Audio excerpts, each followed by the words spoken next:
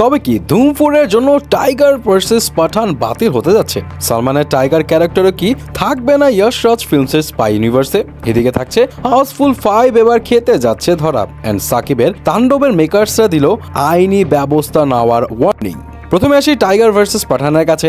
যশ রাজ ফিল্মসের যে প্রজেক্ট নিয়ে ভক্তরা সুপার এক্সাইটেড ছিল সেটা হলো সালমান এন্ড শাহরুখের মুখোমুখি যুদ্ধ টাইগার ভার্সেস পাঠানে। বাট বিভিন্ন মিডিয়া রিপোর্টস থেকে জানা গিয়েছে যে যশ রাজ ফিল্মসের এই প্রজেক্টটা বাতিল করে দিচ্ছে, যেটা আসলে শকিং ছিল। বাট এখন জানা গেছে যে আসলে বাতিল করছে না। এখানে যশ রাজ ফিল্মসের কর্ণধার আদিত্য চোপড়ার একটা মাস্টার প্ল্যান আছে। কিছু রিপোর্টস বলছে এই প্রজেক্ট পুরোপুরি বাতিল হয়নি। আসলে আদিত্য চোপড়া রিয়েলাইজ করেছে যে এই স্পাই ইউনিভার্সের স্টোরি লাইনগুলো সব ঘুরে ফিরে একই রকম হচ্ছে, এটা চেঞ্জ করা দরকার। এন্ড এই কারণে সে এই ইউনিভার্সের সংস্কার করতে চলেছেন এবং নতুন ডিরেক্টরদেরও অনবোর্ড করবেন। ইভেন এমনও শোনা গিয়েছিল যে টাইগার 3 বক্স অফিসে ভালো পারফর্ম না করায় এই ক্যারেক্টারকে এখন আর আনবে না, লম্বা একটা ব্রেক নেওয়া হবে এন্ড প্রপার স্টোরি লাইনের মধ্য দিয়ে টাইগারকে আবার ব্যাক করানো হবে। এন্ড রাইট নাও আদিত্য চোপড়ার মেইন ফোকাস যশ রাজ ইউনিভার্সকে রেস্টে রেখে রণবীর কাপুরের ধুম 4 কে নিয়ে গিয়ে যাওয়া। এবার আসি হাউসফুল 5 এর কাছে।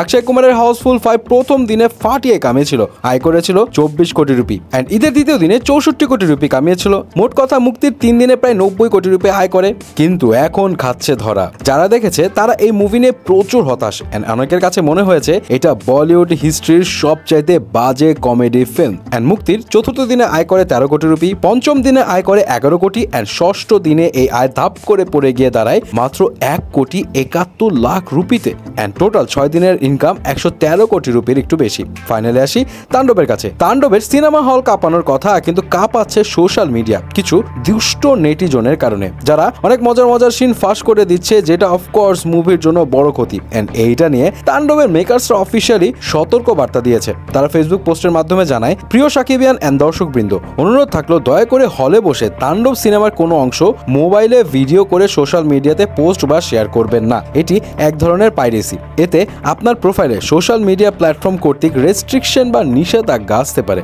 আইনি ব্যবস্থা গ্রহণ করা হতে পারে।